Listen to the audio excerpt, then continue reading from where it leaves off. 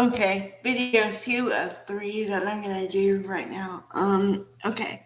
This video, the movie deserves its own video because it's very intense and it's got a lot of themes, so it needs its own video. Okay, this video was made in 2004, so po- post 9/11 in New York. And you're supposed to believe that it's everywhere because these people come together from totally separate lives. And the movie is what happens to all of them. Okay, so we're talking all-star cast, and first of all, I gotta say, written and directed by Paul Haggis. Okay, all right. So all-star cast: Sandra Bullock, Brendan Fraser, Don Cheadle, um, Ludacris, Chris Bridges, um, and Loretta Devine. Yeah, and Tandy Newton from yeah. I talked about her the other day in the Happiness Pursuit of Happiness. She's in this also. And Jennifer Esposito. Okay. Okay. So let's talk about it talks about racial things, it talks about sexual things, it talks about a lot of things. So when this movie came out, it was very controversial, just on its face anyway. And then you look at the story and you understand why. Okay, so there's a couple. Sandra Bullock and Brendan Fraser are a couple, and they he's a political person. He's in the politics, and she's just not just a housewife, but she's a housewife. Okay, and then Don Cheadle is a police detective, and his brother is the other is a minor character. Friends with Chris Ludacris character. Okay, and then Terrence Howard. I forgot Terrence Howard, but Terrence Howard is married to Tandy Newton's character, and so obviously, okay. And then Matt Dillon plays an officer, but he's very he's clearly a racist because um he had a phone call with a medical provider or something for his father.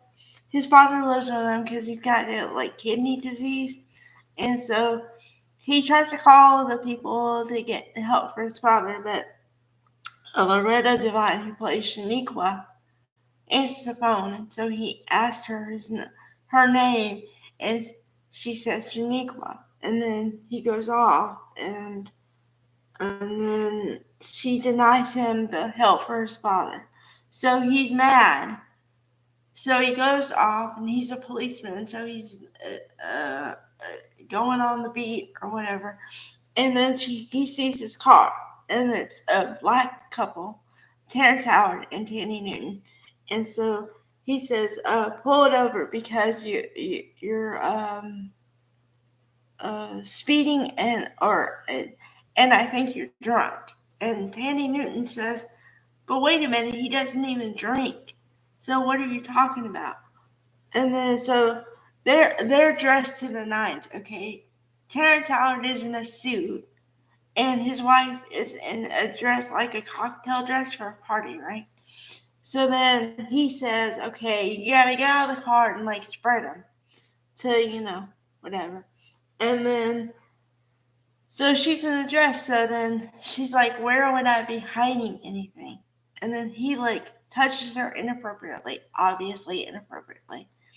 And all she can do is take it because she can't say anything, right?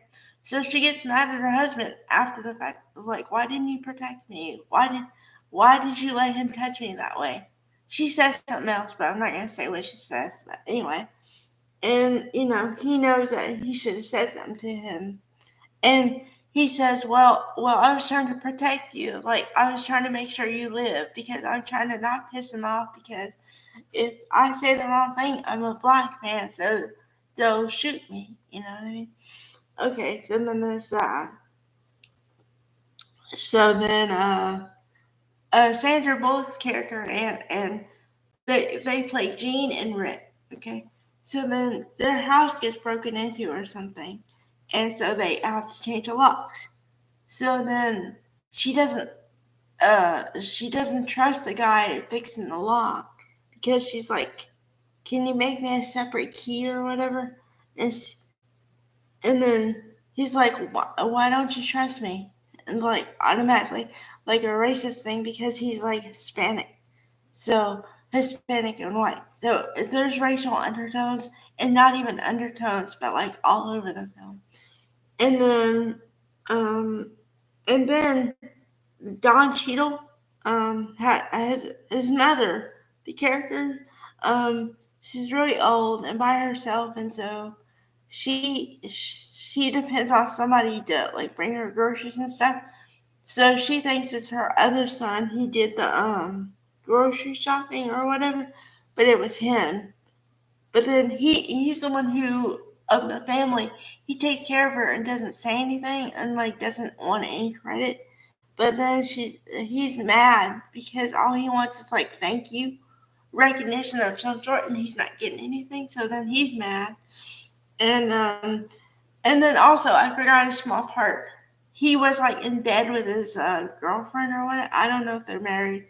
I think it's his girlfriend, played by Jennifer Esposito. And the thing is that her character is clearly Hispanic, but he says, I just want to piss off my mother, and he's sleeping with a white woman. And she says, I'm not white. What part of whatever? I'm from uh, Cuba or something like that. And what part of that is white? And he's like, well, don't get mad at me, kind of thing. Whatever. So, like I said, racial things all over the place. And what the saddest moment in the movie for me, besides all that, is well, there's two of them.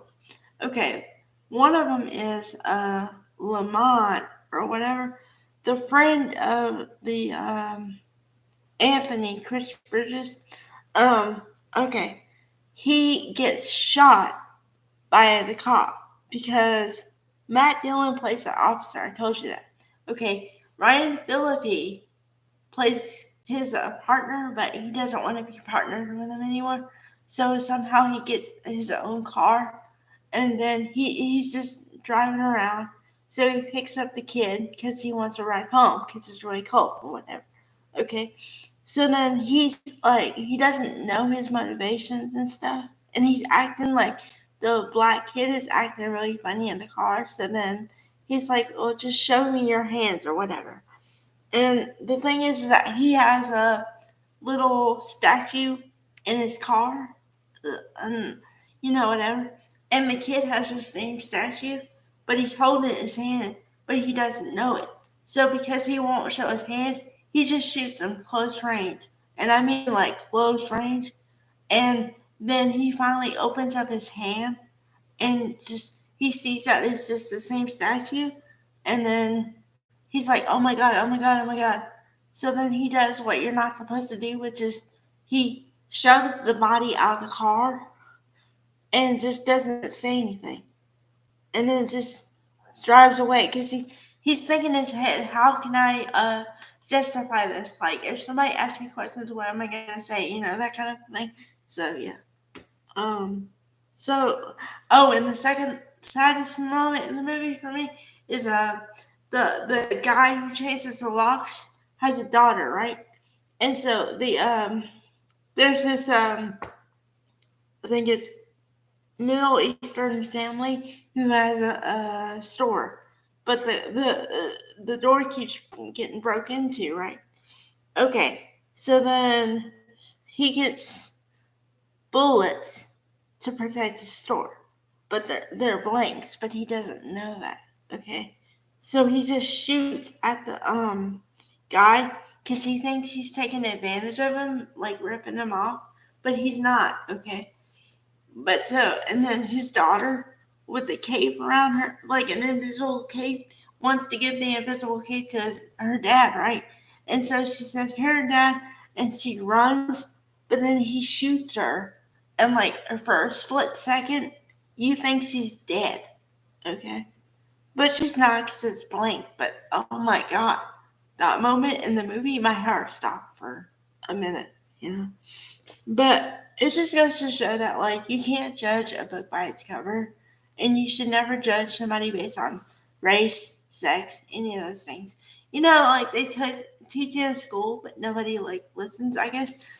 Well, some people do, but I don't know. But I can say at least in this movie, they try to show the actual depiction of what people really are like, and the fact of how wrong it is. So that's why I enjoy it, and it was a school project for me at a point. So yeah, it was major news back then. But all right,